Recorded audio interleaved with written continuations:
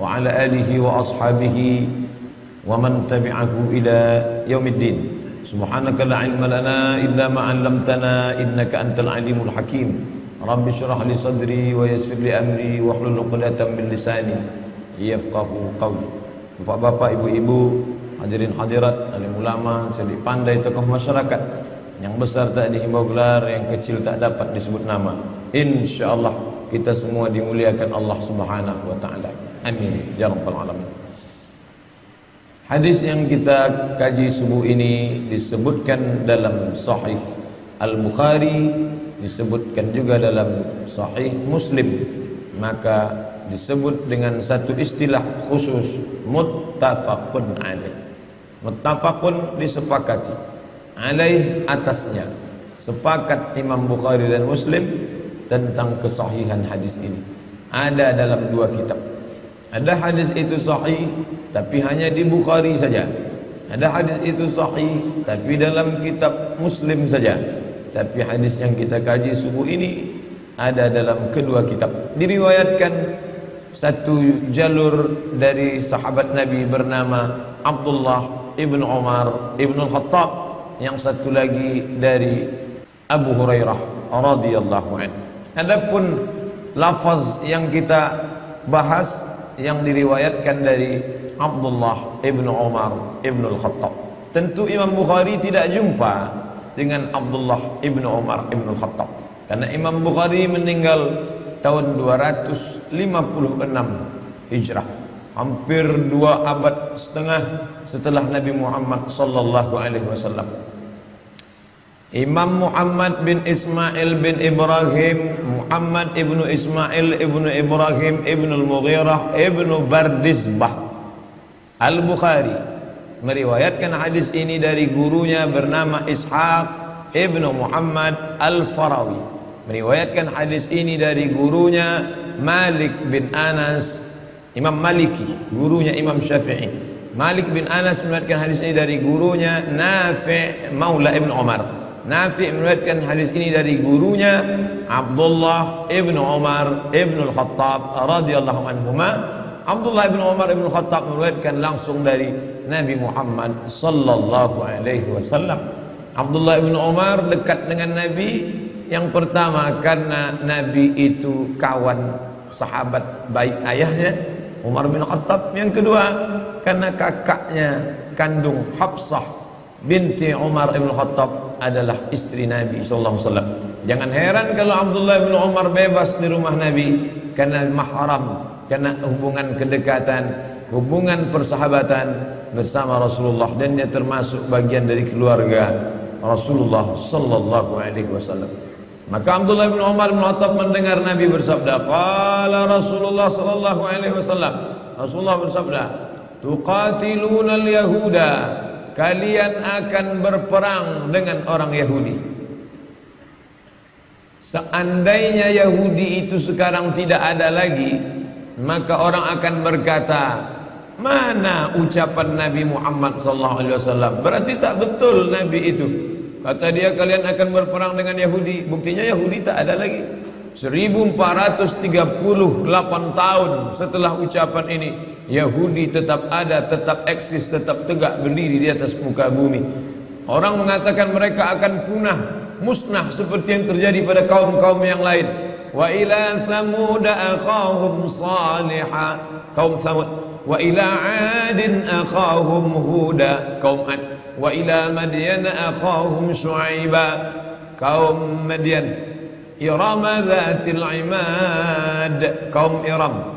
Banyak kaum-kaum tapi musnah sekarang. Mana kaum Iram, mana kaum Samud, mana kaum Madyan, mana kaum Fir'aun, musnah.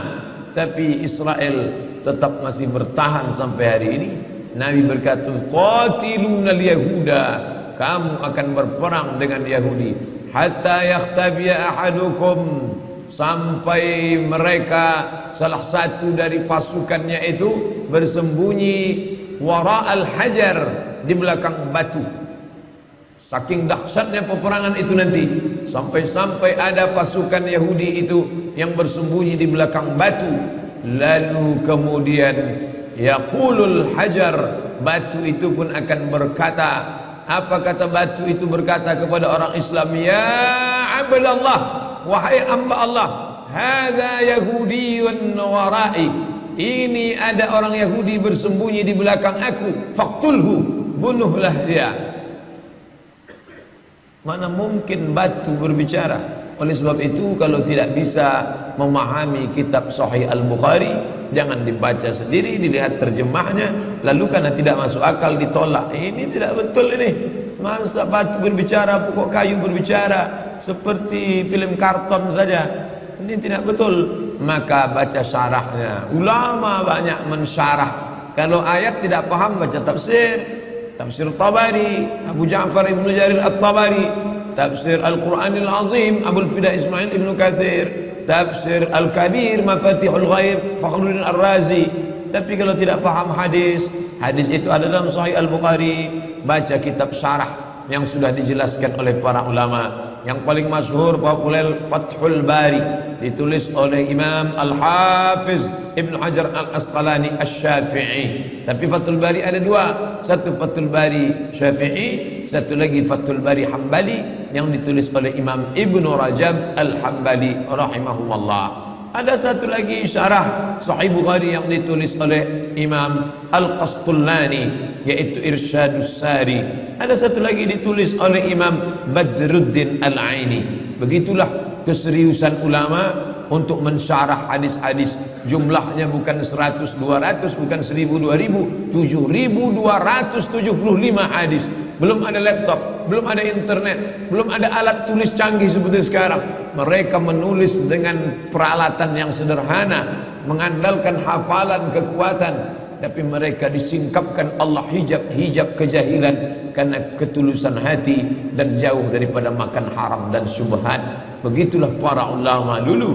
Bahkan sampai generasi hari ini, orang-orang tetap memperdulikan hadis. Termasuklah kita subuh ini, rasa cinta kita kepada hadis Nabi kita kaji salah satu dari yang ada dalam kitab Sahih Al-Bukhari.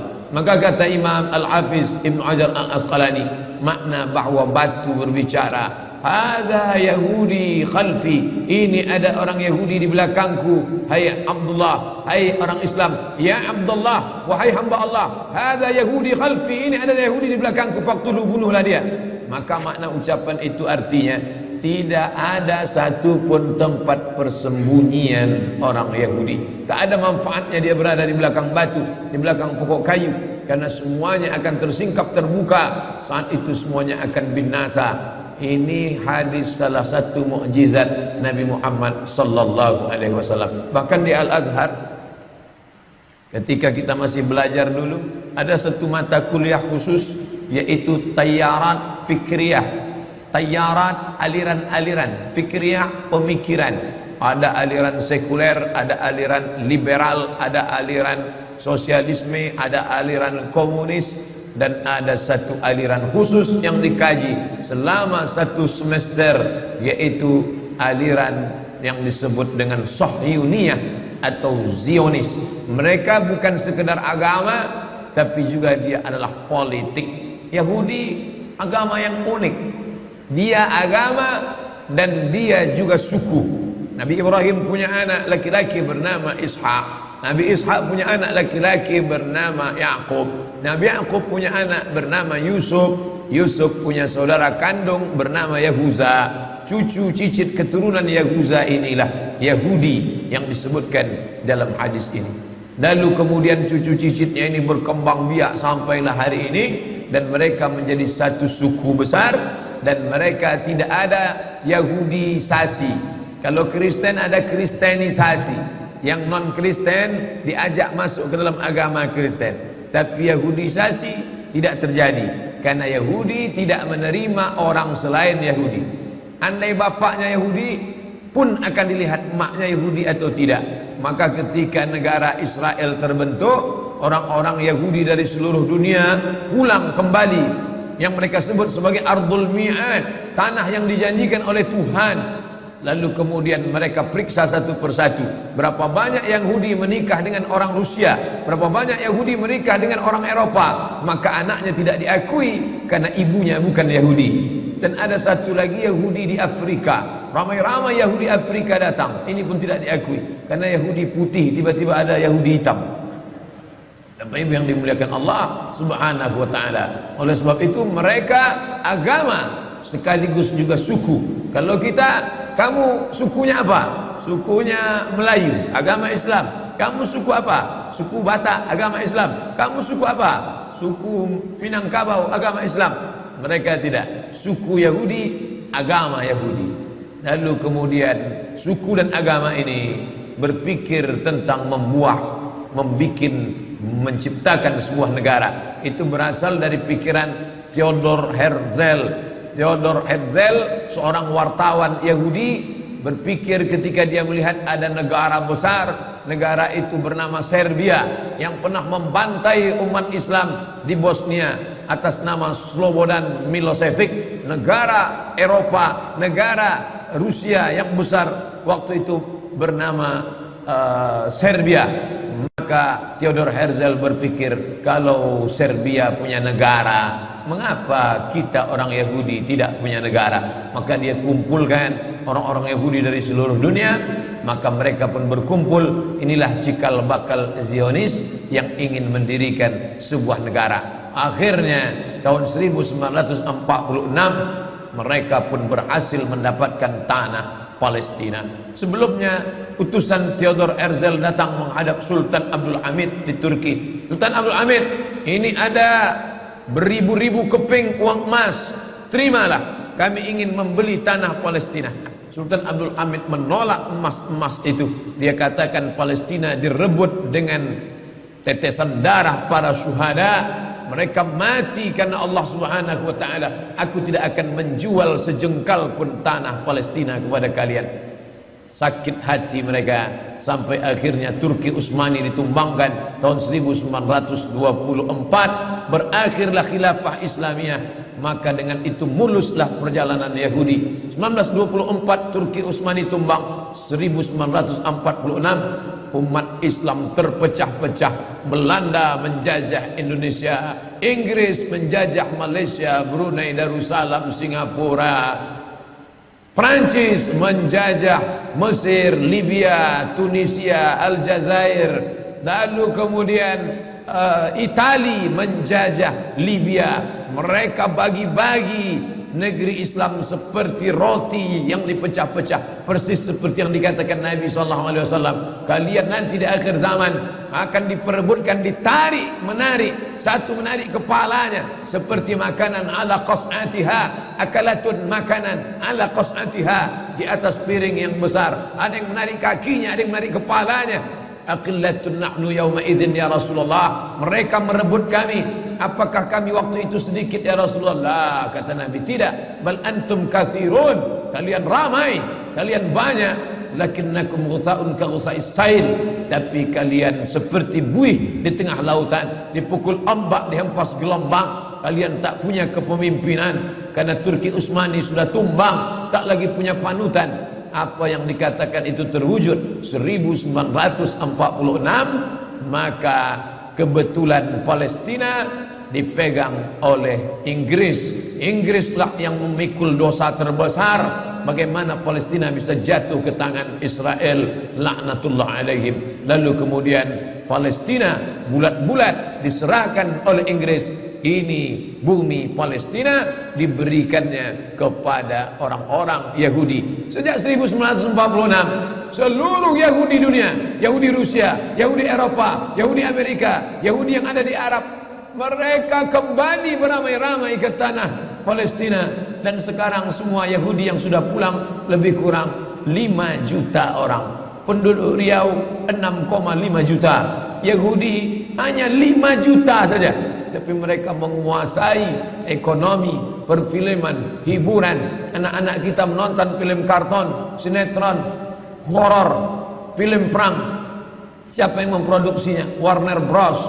Warner Bros Yahudi. Steven Spielberg Yahudi yang mengobo-obo ekonomi umat Islam. Ketika dia lihat ini perlu dihancurkan, ini perlu diangkat, ini perlu dijempaskan, ini perlu. Siapa lagi kalau bukan George Soros? George Soros pun Yahudi. Maka semua presiden-presiden Amerika itu akan naik atas lobby-lobby Yahudi. Syekh Ali Jarisah, Syekh Dr. Ali Jarisah, dosen Universitas Madinah Islamiyah, Al-Jami'ah Al-Islamiyah bil Madinah Al-Munawwarah, Universitas Islam Madinah, tahun 70-an sudah menulis dalam bukunya bahwa pegawai-pegawai yang ada di PBB, United Nations, Al-Umamul Muttahidah, itu sebagian besarnya adalah Yahudi. Oleh sebab itu ketika umat Islam yang tertindas, mereka diam seakan-akan tak terjadi apa-apa. Tapi kalau kaum minoritas lain yang tertindas, mereka menyuarakan harus merdeka, harus bebas dari penjajahan, harus dilepaskan.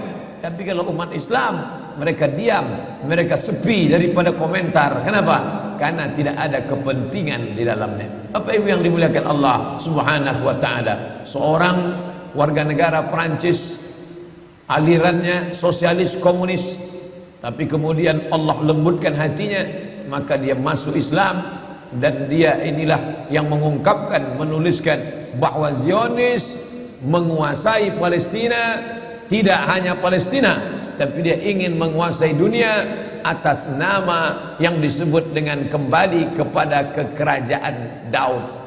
Daud yang kita yakini bukanlah seperti yang mereka katakan. Kita meyakini Nabi Daud alaihissalam sebagai orang yang soleh, sebagai orang yang pandai. Wa alanna lahul adid, kami lunakkan besi.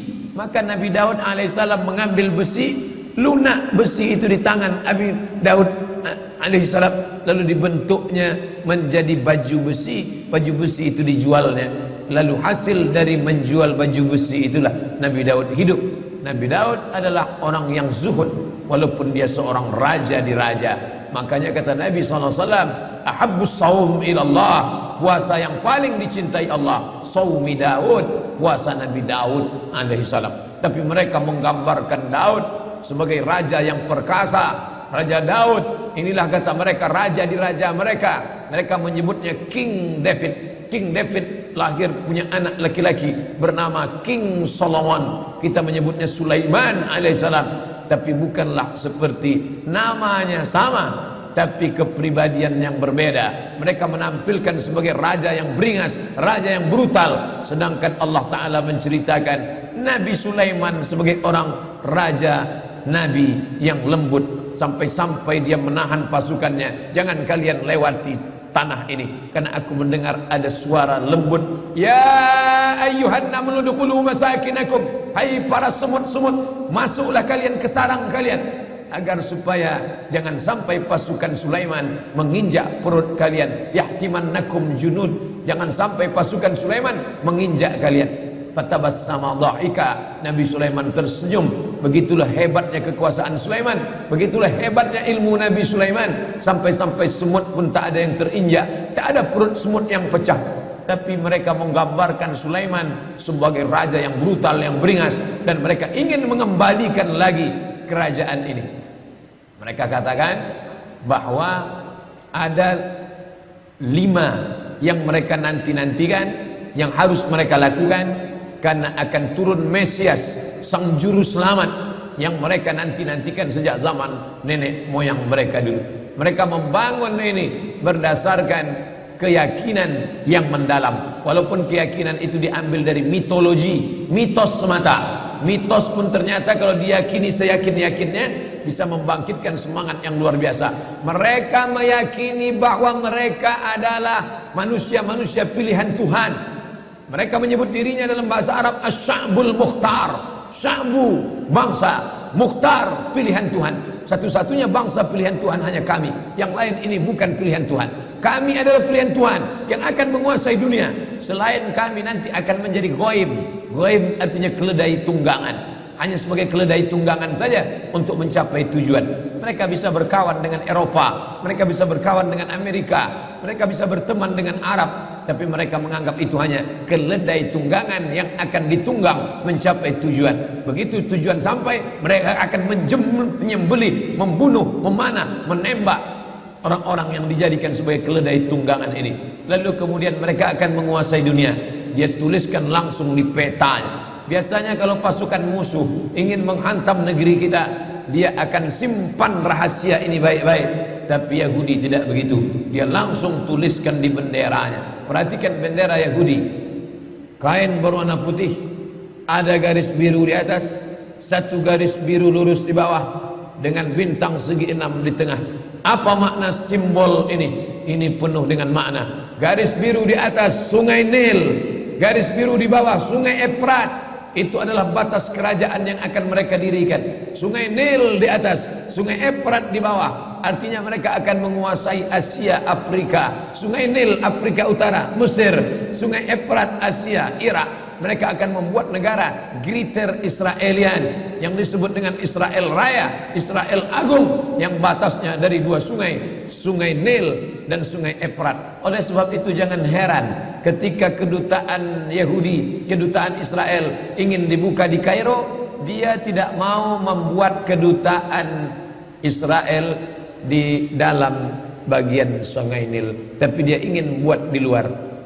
Orang yang tidak memperhatikan ini biasa-biasa saja, tapi bagi yang memperhatikan, dia tidak mau buat di dalam, karena dia menganggap kalau kami buat kedutaan di dalam, berarti ini memang sudah war negeri kami. Orang akan membuat kedutaan di luar negerinya, bukan di dalam negerinya. Maka antara sungai Nil dengan sungai Efrat, dia buat kedutaan di luar, karena dia ingin menunjukkan inilah negeri kami. Secara pikiran dia sudah mengatakan Mesir adalah negeri kami, hanya belum masanya saja. Maka dari mulai Mesir sampai ke Irak, hitung berapa negara: Yordania, Palestina, Suria, Lebanon, Irak, Saudi Arabia sebagian, Sudan, dari mulai Afrika Utara sampai ke Asia. Itu adalah negeri-negeri kami, negeri yang dijanjikan oleh Tuhan. Ardul Mau'un, negeri yang dijanjikan kalian akan kembali ke sana menurut mitologi, mitos, pikiran mereka. Tapi mereka meyakininya. Mereka meyakini akan turun nabi terakhir, Mesias, yang dijanjikan oleh Tuhan mereka. Tapi Mesias itu tidak mau turun sebelum dia melihat ada 5 perkara, ada 5 hal yang ditunggu, barulah Mesias itu turun. Dan mereka menyiapkan itu dengan persiapan yang sematang-matangnya. Yang pertama, Mesias baru mau turun kalau seluruh Yahudi kembali ke bumi yang dijanjikan. Dan mereka betul-betul kembali ke bumi yang dijanjikan itu. 1946 mereka berusaha sekuat mungkin, bagaimana supaya kita bisa kembali. Yang penting balik kampung, yang penting kita balik ke negeri kita, karena Mesias tidak mau turun kalau kita tidak bisa kembali.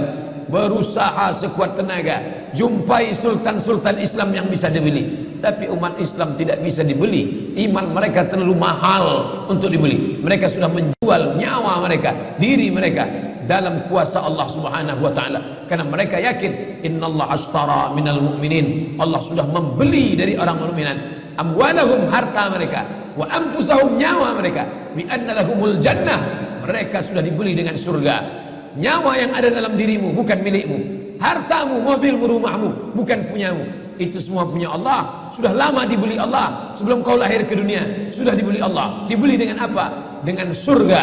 Barang yang sudah dijual tidak boleh dijual 2 kali. Diri yang sudah dijual kepada Allah, harta yang sudah dijual kepada Allah, maka tidak boleh dijual lagi kepada manusia. Raja-raja, sultan-sultan Islam tidak mau menjual, tapi mereka licik. Mereka gunakan anak bangsa umat Islam yang kulitnya sama dengan kita, yang wajahnya sama dengan kita, yang bahasanya sama dengan kita. Mustafa Kemal Atatürk bukan orang Yahudi, bukan orang kafir, orang Islam. Bahasanya bahasa Turki, wajahnya wajah Turki, tapi dia yang menggulingkan kesultanan Turki. 1924 berakhir khilafah Islamiyah, lemah umat Islam. Di saat itulah mereka mengambil, mencaplok, lalu kemudian akhirnya mereka kembali beramai-ramai. Mengapa mereka kembali ke tanah yang tandus ini? Bukankah mereka sudah hidup nyaman, enak di Eropa, Inggris, Perancis, Belanda, Jerman? Hampir di setiap negeri ini ada Yahudi. Kenapa mereka mesti kembali? Karena mereka meyakini ini adalah tanah yang dijanjikan oleh Tuhan. Mereka menyebut nenek moyang mereka itu Israel. Isra artinya hamba, El Tuhan. Israel hamba Tuhan, hamba pilihan Tuhan. Tapi Israel punya makna lain. Isra musari, El lillah. Israel musari lillah. orang yang pernah bergulat dengan Tuhan. Kata mereka, nenek moyang kami itu hebat. Kita mengatakan nenek moyang orang Melayu hebat, nenek moyang orang Makassar hebat, bisa mengendarai samudra yang luas, bisa diseberanginya dengan perahu pinisi. Nenek moyang orang Minangkabau hebat, kami para perantau hanya sebatas itu saja. Mereka di atas itu lagi, nenek moyang kami hebat. Apa hebatnya? Pernah bergulat dengan Tuhan dan Tuhan kalah. Tuhan kalah ketika bergulat dengan nenek moyang kami. Dan akhirnya ketika Tuhan kalah, lalu Tuhan pun memberikan hadiah. Hai Israel, aku kalah bergulat dengan engkau, maka sebagai kompensasinya aku berikan kepada engkau inilah tanah. Itulah dia tanah Palestina. Dan mereka meyakini itu setengah mati. Ustadz ngomong begini sumbernya dari mana? Judul bukunya Ad-Diyanah Al-Yahudiyah, Tarikh Ad-Diyanah Al-Yahudiyah, sejarah agama Yahudi, ditulis oleh seorang penulis ulama besar Mesir, pakar Yahudi, penerjemah Abdul Somad. Kebetulan saya menerjemahnya tahun 2009. Sampulnya warna hitam. Bagi jamaah yang ada di Jakarta, harap segera cari buku ini, yaitu diterbitkan oleh Pustaka Al-Kautsar Jakarta. Artinya mereka dengan keyakinan yang penuh, kami adalah hamba-hamba bangsa-bangsa pilihan Tuhan. Itulah mengapa mereka ramai-ramai. Orang berpikir heran, apa yang mereka kejar ke Palestina? Andai ada orang ingin merebut Irak, masuk akal. Merebut Irak karena banyak sumur-sumur minyak. Andai ada mau ekspansi ke Kuwait, masuk akal, karena sumur minyak di Kuwait banyak. Kenapa kembali ke Palestina? Ada apa? Tanah yang tandus, tanah yang kering kerontang. Mereka ingin membuat sebuah negara dengan keyakinan akan turun Mesias, sang juru selamat yang dijanjikan oleh Tuhan, dengan syarat orang-orang Yahudi mesti kembali ke negeri yang dijanjikan Tuhan. Yang kedua, Mesias sedang menunggu. Mesias melihat ke bawah. Kalau dia tengok di bawah masih banyak gurun pasir, dia tidak mau turun. Dia ingin melihat hijau. Kalau sudah dibentang karpet hijau, baru dia turun ke bawah. Maka yang dimaksud dengan hijau itu adalah ditanami tanaman-tanaman hijau, penghijauan yang luar biasa. Dan ketika Israel masuk ke Palestina, mereka ambil tanah itu, mereka hancurkan rumah orang Islam, mereka buat tembok panjang. Penjara terbesar dan terpanjang di dunia adalah Palestina. Mereka kurung orang Palestina. Mereka buat tembok beton yang tinggi, panjangnya 700 km lebih. Dari Pekanbaru kita lihat, Anda menuju Medan Sumatera Utara 600 km. Mereka membuat tembok tinggi 700 km. Bayangkan, umat Islam terisolir dan mereka tanami hijau-hijau. Makanya Allah berkuasa. Allah mau tunjukkan kuasa, lalu Allah buat tanaman hijau itu menyala. Dalam pokok yang hijau itu menyala beberapa bulan yang lalu. Heran orang, Allah mau menunjukkan kekuasaannya. Kalian tidak mau tolong Palestina, aku yang akan menolongnya. Tanaman yang hijau yang mereka tanam itu tiba-tiba terbakar. Tidak ada yang bisa mematikannya. Sampai-sampai reporter wartawan Amerika mengatakan, tidak ada yang bisa mematikan kebakaran ini kecuali Tuhan, karena Dia yang membakarnya. Bapak Ibu yang dimuliakan Allah Subhanahu wa taala, tanaman apa yang mereka tanam? Persis yang dikatakan Nabi SAW, syajaratul gharqad, pohon gharqad, bentuknya seperti pinus, tinggi, memanjang. Lalu kemudian Bapak Ibu nanti tulis saja, yang ingin tahu bagaimana bentuk pohon gharqad, tulis saja www.google.com. Lalu tulis di sana alif lam ghain ra qaf dal al-gharqad, enter, muncul gambar pohon gharqad. HP saya tak bisa tulis Arab Pak Ustaz, belum masuk Islam. Cara mengislamkannya, Play Store, klik, setelah buka Play Store, pilih Arabic Keyboard. Setelah keluar Arabic Keyboard, pilih Arabic Smart Keyboard, Smart Keyboard Arabic.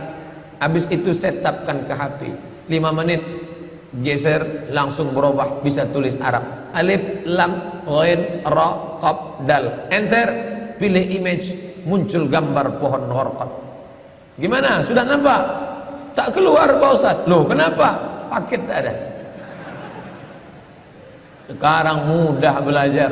Dulu kami sekolah ketika mau tahu gimana pohon sidir, kalau mau memandikan jenazah, ambil beberapa helai daun sidir, lalu digiling, dimasukkan ke air. Gimana pohon sidir Ustaz? Pohon sidir kata Ustaz. Sekarang mudah saja, tinggal tulis sin dal ra, sidir, enter. Pohon bidara kata kita, enter image, nampak. Oh ini gambarnya. Teknologi canggih memudahkan kita. Pohon gharqad kata Nabi, kalau bersembunyi dia di belakang pokok kayu akan berkata, ini Yahudi di belakangku, bunuhlah. Kalau bersembunyi dia di belakang batu akan berkata, ini ada Yahudi, bunuhlah. Tapi kata Nabi, ada satu pohon yang tidak mau menunjukkan dia. Ini pohon mereka kata Nabi. Apa itu?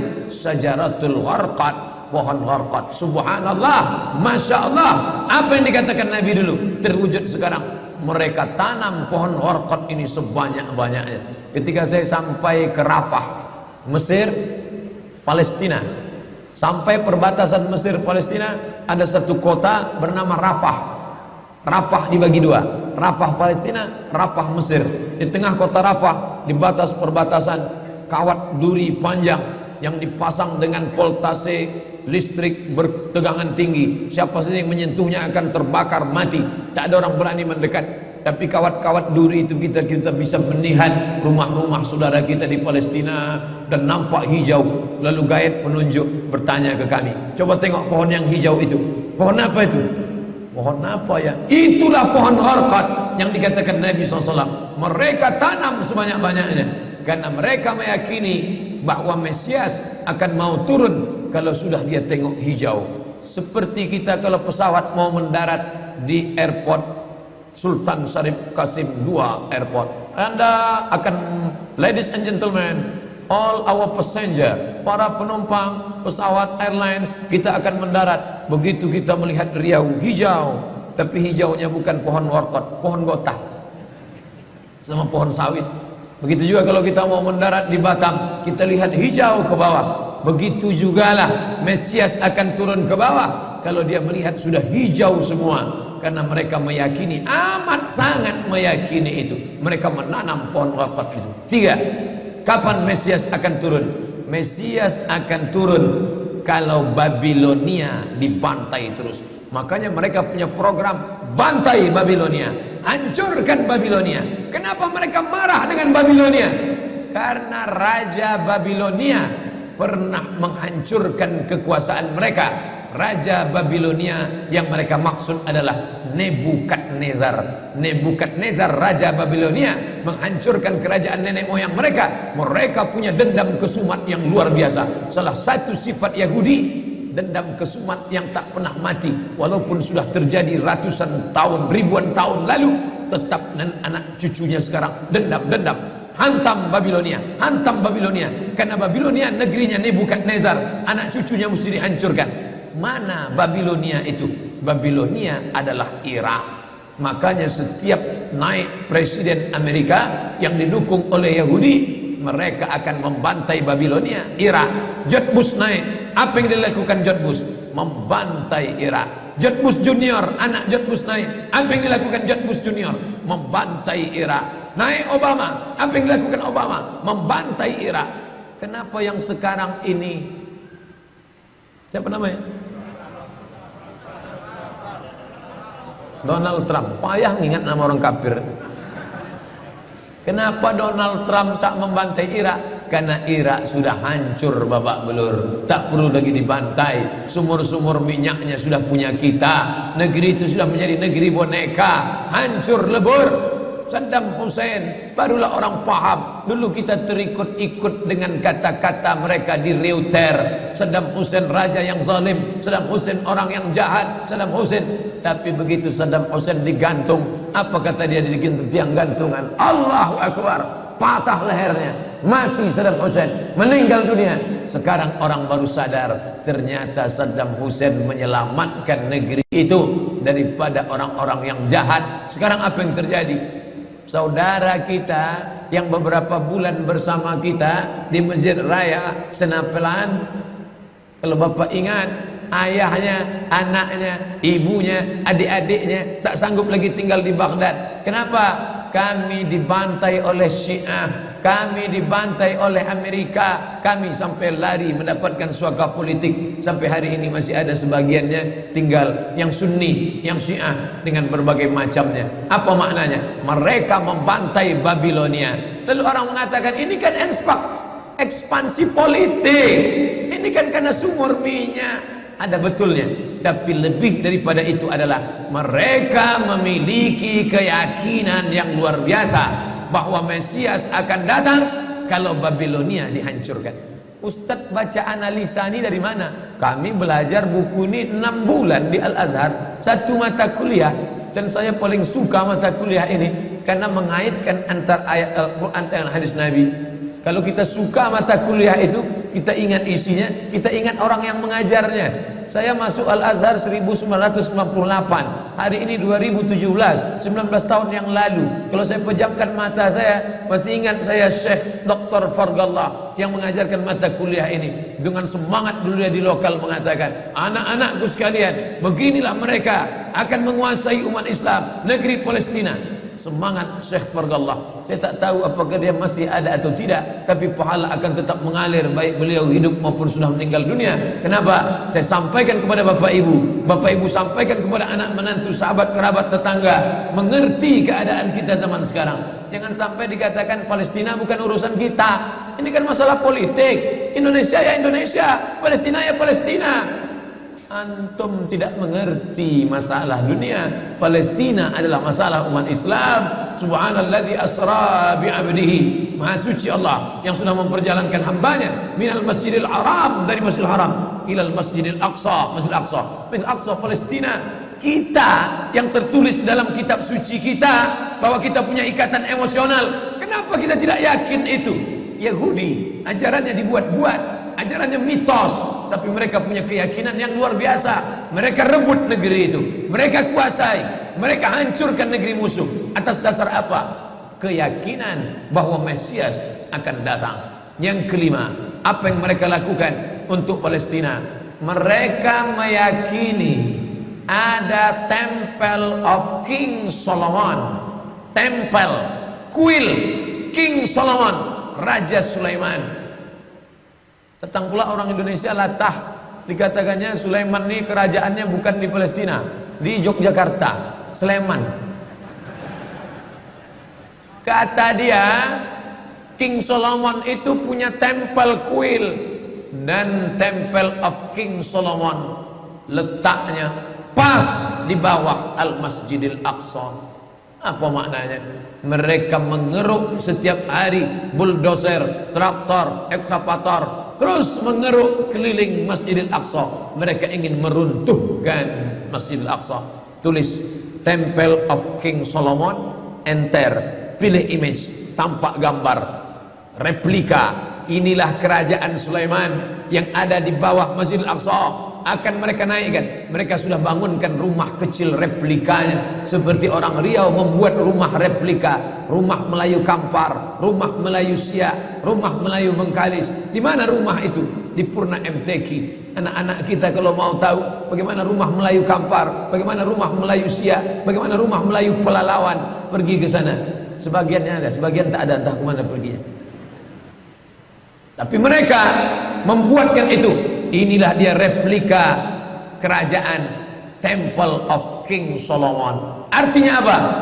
Mereka ingin menghancurkan Al-Masjidil Aqsa berkeping, sampai akhirnya disitulah nanti kemarahan umat Islam. Entah marah entah tidak, melihat gayanya tak marah. Kalian hancur-hancurkanlah. Banyak lagi urusan kami sibuk dengan ini. Tapi akan ada hamba-hamba Allah. La tazulu fi ummati ta'ifatun min ummati. Akan tetap ada sekelompok umatku yang memperjuangkan agamaku, kata Allah Subhanahu wa ta'ala. Yang terakhir, yang kelima, akan turun Mesias. Kapan itu terjadi? Ketika terjadi perang besar. Sebetulnya dalam agama Islam sudah dituliskan yang dimaksud dengan Mesias itu siapa. Kata Imam Jalal, kata Imam Al-Hafiz Ibnu Hajar Al-Asqalani dalam Fathul Bari, yang dimaksud dengan yang dinanti-nanti mereka itu adalah Dajjal. Dajjal itulah sesungguhnya yang sedang mereka nanti. 70,000 Yahudi wara'ad Dajjal. Ada 70.000 Yahudi yang akan berada di belakang Dajjal ketika dia turun nanti. Makanya tiap hari, tiap petang kita berkata, Allahumma inni a'udzubika min adzabi jahannam wa min adzabil qabri wa min fitnatil mahya wal mamat wa min syarri fitnatil masihid dajjal. Dajjal itulah yang sedang mereka tunggu. Dajjal itulah yang sedang mereka nanti-nantikan. Kita menantikan kedatangan, dia pun juga menantikan akan kedatangannya. Bedanya apa? Mereka meyakininya dengan semangat mereka luar biasa. Mereka bangkit. Umat Islam percaya. Padahal tiap hari dia katakan sebelum salam, Allahumma inni a'udzubika min adzabi jahannam wa min adzabil qabri wa min fitnatil mahya wal mamat wa min syarri fitnatil masihid dajjal. Tiap hari dikatakan, tiap hari diucapkan. Tapi dalam hati, betul tak Dajjal didatang? Entah iya entah tidak. Mereka yakin Dajjal akan datang, tapi mereka katakan itulah pemimpin kami, itulah Tuhan kami, itu adalah jelmaan daripada Tuhan kami, itu yang ada yang menghancurkan dunia, dia akan menjadi panutan kami. Kita berkata itu musuh kami, tapi kita pun ragu entah musuh entah tidak. Oleh sebab itu kita minta ampun kepada Allah atas kurangnya iman kita. Subuh ini kita bangkitkan semangat kita, tapi yang datang kepada, kenapa Allah tidak menolong? Katanya Allah itu maha kuasa. Cukup dia teriakkan saja, malaikatnya satu berteriak, pecah gendang telinga orang Yahudi, mati. Cukup dia tiupkan angin sejuk, terhirup, mati. Kenapa tidak dia matikan saja Yahudi itu? Datang Syekh Muhammad Jibril, Syekh Dr. Muhammad Jibril, Syekh Profesor Dr. Muhammad Jibril, dosen tafsir Al-Azhar. Kami undang, mahasiswa Indonesia mengundang di waktu di Mesir dulu kuliah.